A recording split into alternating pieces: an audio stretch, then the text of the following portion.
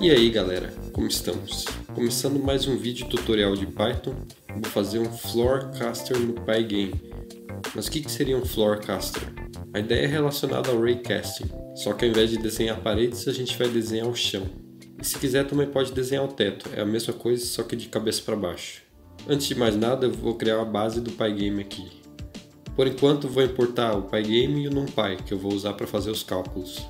O Pygame precisa ser inicializado com o comando pg.init.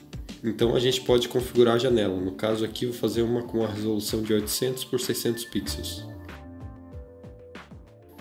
Para criar o loop do jogo eu vou setar uma variável running.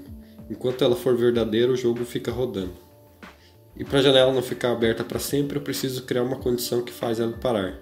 Por enquanto vai ser só o evento de clicar no botão de fechar da janela, o pg.quit. Para ver se está funcionando tudo certo, eu vou criar um frame aleatório com NumPy. Ele vai ter uma resolução de 80 por 60 pixels, com 3 canais de cores RGB. Eu gosto de trabalhar os frames como matrizes porque fica mais fácil de manipular cada pixel e fazer umas otimizações mais para frente. E geralmente trabalho com valores de 0 a 1 porque eu acho mais fácil pensar nas intensidades das cores assim. Depois disso eu tenho que transformar esse frame numa superfície do Pygame, para poder exibir ele na tela. Eu faço isso com a função makeSurface. Estou multiplicando por 255 para trazer para a escala de cores padrão, com valores de 0 a 255.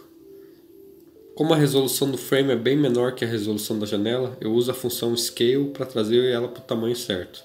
Agora eu passo o frame para o buffer da tela, na posição 00, o canto esquerdo superior da janela, usando a função Bleach. O frame ainda não vai aparecer na janela em si, para isso a gente tem que antes atualizar a tela com a função Update. Antes de rodar eu vou colocar um pg.quit aqui fora do loop do jogo para encerrar o Pygame corretamente.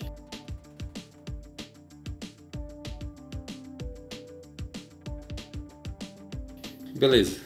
Eu geralmente gosto de colocar a parte principal do código dentro de uma função main, e as funções de apoio eu coloco para baixo para ficar mais organizado. E assim a gente tem a base do Pygame, pode começar a fazer o Floorcasting mesmo. Primeiro eu vou definir alguns parâmetros, a resolução horizontal e a metade da resolução vertical e um modificador, que é só uma relação entre a resolução horizontal e o campo de visão de 60 graus. Também preciso definir uma posição inicial x e y e uma rotação do jogador, ou a câmera. Eu vou colocar o frame aqui para fora do loop do jogo. Da mesma forma como foi feito no Raycasting, eu vou passar por todas as colunas da tela. Dentro do loop eu vou calcular o ângulo que representa a direção de cada coluna no frame e vou calcular o seno e o cosseno desse ângulo. Agora vem o pulo do gato. No Raycasting a gente criava um raio que ia andando até encontrar uma parede. Aqui não precisa nada disso. Eu vou passar por todas as linhas da metade para baixo da tela e calcular a distância do ponto até o jogador. Eu vou considerar essas distâncias como sendo inversamente proporcionais ao incremento das linhas na tela. Assim, a linha mais próxima do jogador fica com uma distância igual a 1, e a mais distante no meio da tela tende a um valor bem grande, que depende da resolução vertical. Muito bem, com essa distância n a gente pode calcular a posição x e y de cada pixel, usando os senos e cossenos calculados anteriormente. Com essa posição a gente pode definir a cor do pixel. Para começar, vou fazer um padrão xadrez aqui. Sempre que a parte inteira do dobro de x for igual à parte inteira do dobro do y, eu vou pintar o pixel de preto. Caso contrário, eu vou pintar de branco. Eu só esqueci de ajustar a resolução do frame aqui. E acabou ficando de cabeça para baixo. Não tem problema, só preciso mudar a coordenada do frame para começar a preencher de baixo para cima. Antes de continuar, eu vou fazer uma função para a movimentação do jogador. Eu vou criar um relógio aqui para mais tarde fazer um movimento dependente do tempo. Então criar a função. Se eu pressionar a tecla seta esquerda ou a tecla A, a câmera vai virar para a esquerda, mudando o ângulo de rotação. Mesma coisa, só que ao contrário para o lado direito, com a seta para a direita ou a letra D. Para andar para frente eu pressiono a tecla W ou a seta para cima. E adiciono um valor multiplicado pelo cosseno do ângulo de rotação à coordenada x e seno na coordenada y.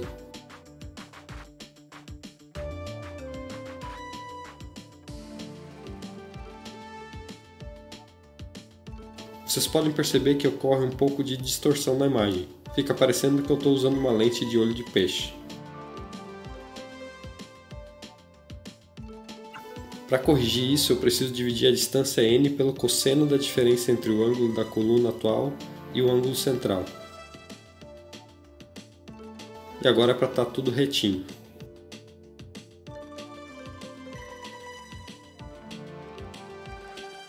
E agora a gente já pode começar a dar um pouco mais de textura para o jogo. Eu vou começar pelo céu.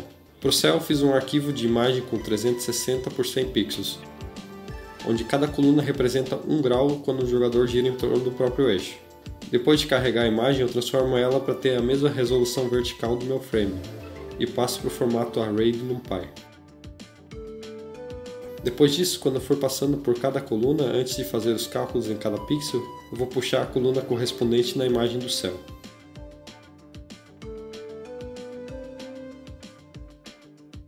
E agora para o chão, também carrego uma imagem com a textura e transformo numa Array do NumPy.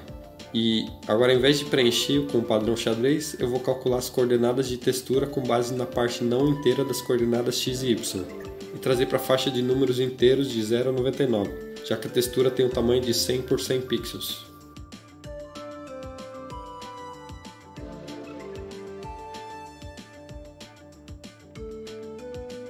Eu ainda vou adicionar um sobramento de acordo com a distância aqui, porque o chão todo com a mesma claridade parece meio estranho. Vou fazer as partes mais distantes mais escuras.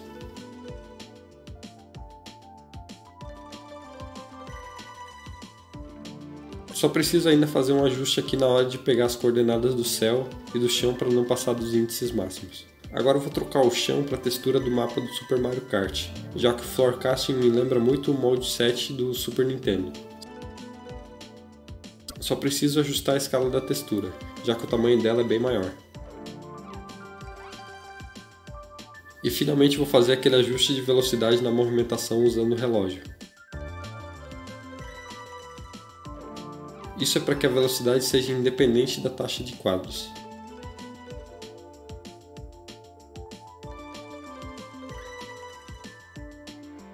Falando na taxa de quadros, eu vou exibir ela no título da janela. Como vocês podem ver, para essa resolução eu consigo uma taxa de quadro de 12 frames por segundo. Mas o código está bem mal otimizado. Se a gente ver, tem bastante coisa repetitiva aqui. A gente pode tomar vantagem das arrays do NumPy, por exemplo, calculando cada coluna de uma vez só, ao invés de iterar sobre cada pixel. Com isso, a taxa de quadro aumenta para uns 80 a 90 fps, isso para a mesma resolução. Só que pensar programando em arrays é um pouco mais difícil, dá uma bugada no cérebro. Tem um outro jeito melhor e mais fácil de aumentar a performance, usando Numba. Para usar o Numba, primeiro vou criar uma função e colocar todo o cálculo do frame. Simplesmente vou copiar tudo que eu tenho aqui na função principal e jogar dentro dessa função. Só lembrar de passar todos os parâmetros que ela precisa.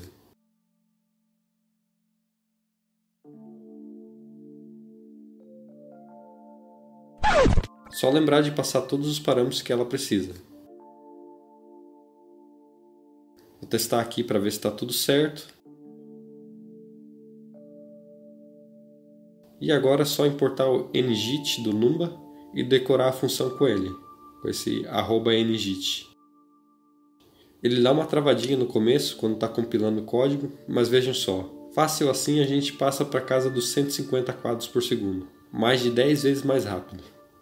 A partir dessa base de Floorcasting a gente pode desenvolver várias coisas como jogos de corrida, um RPG ou até jogos de tiros. No próximo vídeo eu quero revisitar o Raycasting usando o Pygame. E olha só, aqui a gente já tem o chão prontinho, agora só falta levantar as paredes. Eu também quero explorar o uso de sprites, que eu ainda não sei bem como fazer, mas acho que dá para bolar umas coisas bem interessantes aqui. Inclusive, aproveitando, deixem suas sugestões daquilo que vocês gostariam que eu fizesse aqui nos comentários. Mas eu vou parar por aqui nesse vídeo, vou deixar o código todo lá no meu GitHub. E para quem ficou curioso, eu coloquei lá também a versão usando arrays do NumPy, que eu fiquei algumas horas quebrando a cabeça para entender como fazer. Se você quiser acompanhar o que pode surgir daqui por diante, já se inscreve no canal. De qualquer forma, obrigado por assistirem esse vídeo Abraços e até a próxima!